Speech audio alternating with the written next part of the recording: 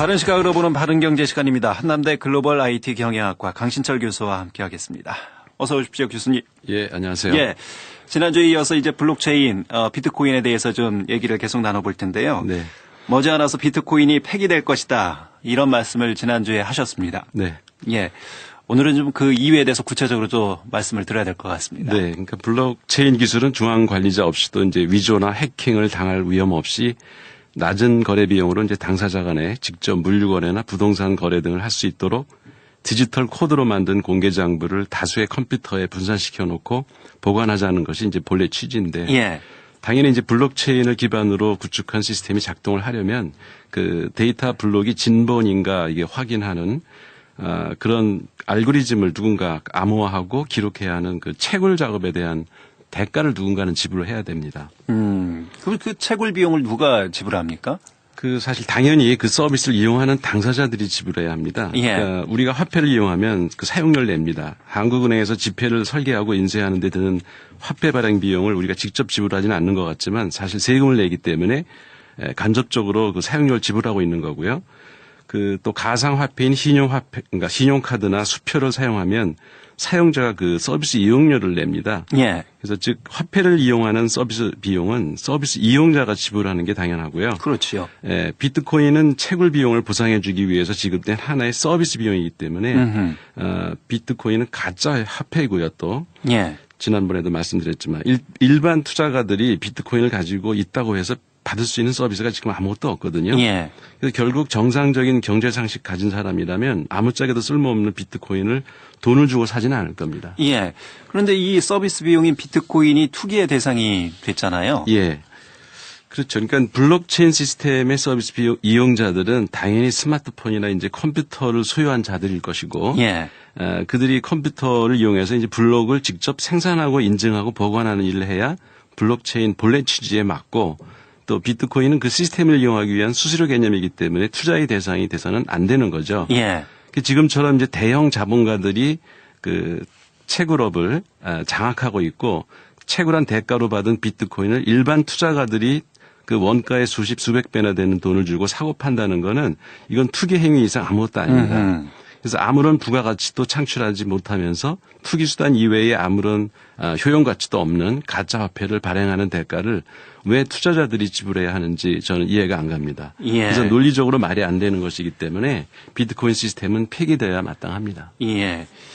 그 취지 자체는 어쨌든 뭐 좋을 수는 있지만 이 투기 수단으로 전락한 것이 가장 큰 문제가 아닐까 싶고요. 네. 예. 원래 비트코인의 이 설계 자체에는 문제가 없었습니까? 설계에도 사실 문제가 있습니다. 예.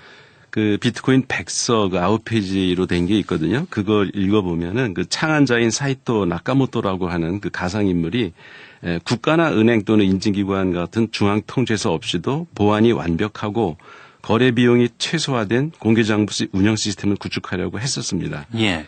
근데 스마트폰이나 이제 개인 PC 가지고도 충분히 채굴이 가능할 것이라는 전제하에 이 기술이 개발됐거든요. 그래서 초창기에는 좀 그렇게 작동하는 것처럼 보였는데 이게 이제 거래량이 많아지고 개인이 스마트폰이나 PC를 가지고는 채굴하는 것이 이젠 거의 불가능해졌습니다. 예. 그래서 개인이 채굴하려면 마이닝 풀에 가입도 해야 되고 사용료도 내야 되고 또 자신의 컴퓨팅 파워를 제공해서 채굴한다고 해도 기여하는 바가 적어서 이제 받는 그 비트코인 쪼가리 사토시라고 그러는데요. 그게 뭐 소수점 몇 개짜리에 불과한 아주 작은 돈이기 때문에 이 전기세도 지금 안 나오는 수준입니다. 뭐 공장형 채굴장에서 예. 많이 나오고요. 중국에 중국에 엄청 많죠. 예, 많이 있다 이런 뉴스도 있었습니다. 그래서 결국 대자본이 이제 채굴 작업을 도식하게 됐고 개인들은 채굴이 불가능한 지경에 이른 거죠. 예. 그 채굴 비용이 그 보상으로 받는 비트코인 가격보다 비싸면 이건 당연히 수익성이 떨어질 수밖에 없고요. 누가 네. 그럼 채굴하겠습니까? 예, 맞습니다. 그래서 예. 그게 이제 기술적으로 이제 문제가 있는데요. 약간 복잡한 문제긴 하지만 이제 비트코인 실체를 정확히 이제 이해하려면 좀 한 번은 알아야 되는 부분이라서 예, 예. 좀 자세히 설명드리겠습니다. 그러니까 우선 희소 가치 때문에 비트코인 총량이 2,100만 개로 이제 제한되어 있습니다.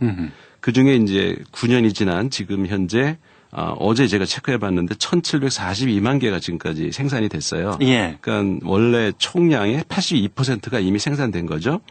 그러니까 앞으로 이제 이게 뭐 150년간을 간다고 그러는데 총 생산될 비트코인이 한 360만 개 정도밖에 안 남은 겁니다.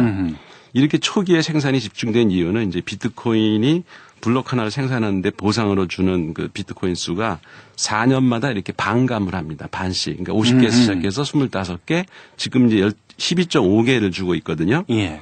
그러니까 이제 시간이 한 2, 3년 지나면 또 이제 그게 반감이 될 테고요. 예. 그래서 다시 말해서 채굴의 대가로 지급되는 비트코인은 시간이 지날수록 줄어들도록 설계가 된 겁니다. 아하. 그런데 채굴 비용은 암호화 난이도가 이제 증가하고 또 네트워크 가입해서 활동하는 노드 수가 늘어나면 점점 이제 증가하겠죠, 채굴 비용이. 예. 그래서 아무리 싼 전력이 확보되고 컴퓨팅 연산 능력이 좋은 컴퓨터로 채굴하더라도 그 원가가 너무 비싸지기 때문에 아하. 이게 이제 채굴 수익성이 이제 안 맞는 거죠. 예.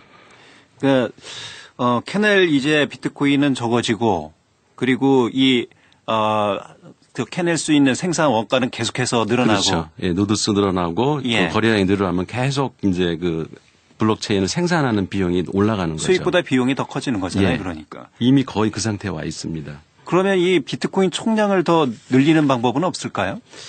좀 기발한 생각이신데요. 사실 그 김현선 아나운서님과 같은 생각을 한 사람들이 있었습니다. 예. 그래서 2017년 8월에 비트코인 캐시라는 게 그래서 나왔는데요.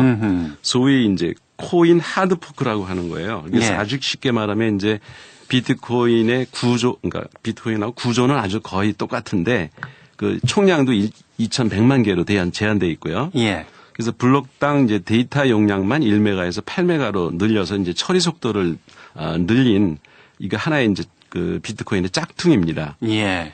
그래서 그 하드포크 이전에 이제 비트코인 가지고 있던 사람들한테 비트코인 캐시를 지급한다고 하니까 처음에는 비트코인 가격이 이제 급등을 했죠. 그런데 그 비트코인은 그 그러니까 소스 코드를 공개하는 그 주의로 지금 운영이 되고 있기 때문에 프로그래밍 할 줄 아는 사람이면 누구나 쉽게 짝퉁 비트코인을 만들 수 있는 상황입니다, 지금. 그러니까 쉽게 이해하면 이제 다이아가 희소하니까 서브 다이아를 만든다 뭐 이렇게 볼 수 있는 건가요? 맞습니다. 예. 그러면 또 이들 채굴 업체 간의 경쟁이 또 심화되잖아요. 그러니까 그 비트코인 말고 다른 암호화폐들도 그 하드포크로 이제 새로운 버전의 암호화폐를 마구 이제 찍어내면서 비트코인에 대한 신뢰도가 급격히 이제 하락하게 된 거죠. 예. 지금처럼 비트코인 가격이 폭락하는 또 하나의 원인이 된 건데요. 결국 비트코인 설계상의 한계를 극복한다고 내놓은 대안이 지 스스로 이제 무덤을 판격이 된 겁니다. 예. 근데 우리가 이제 흔히 4차 산업혁명 시대의 핵심 기술로 블록체인을 많이 꼽지 않습니까? 예. 근데 이 블록체인 기술도 그러면 이 비트코인과 같이 별 쓸모없는 기술이 되는 것인지. 그렇지는 않습니다. 이제 예. 블록체인 기술이 원래 취지대로 정착을 하려면 이런 가짜 화폐 말고 다른 응용 분야를 이제 찾아야 됩니다. 그러니까 얼마 전에 IBM과 메르섹사가 그 블록체인과 IoT를 응용한 물류 시스템을 제안한 것처럼 사용자가 기꺼이 거래 비용을 지불할 만큼 매력적인 비즈니스 모델을 창안하면 됩니다. 예. 그래서 월마트에서도 이제 그 IBM사의 기술을 이용해서 물류 시스템에 블록체인 기술을 도입해서 성공적으로 운영하고 있다는 보도가 나오고 있습니다. 그 밖에도 이제 뭐 금융 시스템이라든가 부동산 거래 그리고 각종 정부 문서 보관 그리고 무역 거래, 뭐 음원, 서적의 지적 자산 거래 등 적용할 분야는 많습니다. 예. 핵심이 그러니까 비트코인이 아니고 이 블록체인 기술이지요. 그렇죠. 그래서 지금 비트코인은 예. 그러니까 이게 이런 기술이 있다는 거를 예. 널리 알린 공로는 우리가 인정을 해줘야 될 것 같고요. 아하.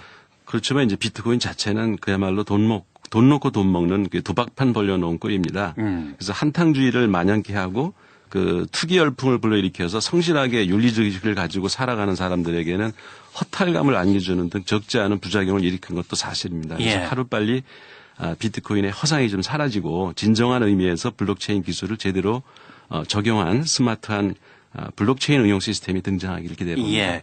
자, 마지막으로 비트코인 관련 가짜뉴스 하나만 좀 짚어주시죠. 예, 제가 아까도 말씀드렸듯이 연초에 그 비트코인은 태생적으로 폐기될 시스템이라고 기사를 내놓고 예. 유심히 어떻게 돌아가는지 좀 살펴봤어요. 그랬더니 이제 비트코인 가격이 올랐다 내렸다 이제 거듭하면서 전체적으로는 지금 하향 추세에 이르렀고 지금 뭐 400만 원 이하로 떨어져 있는 상태고요. 예.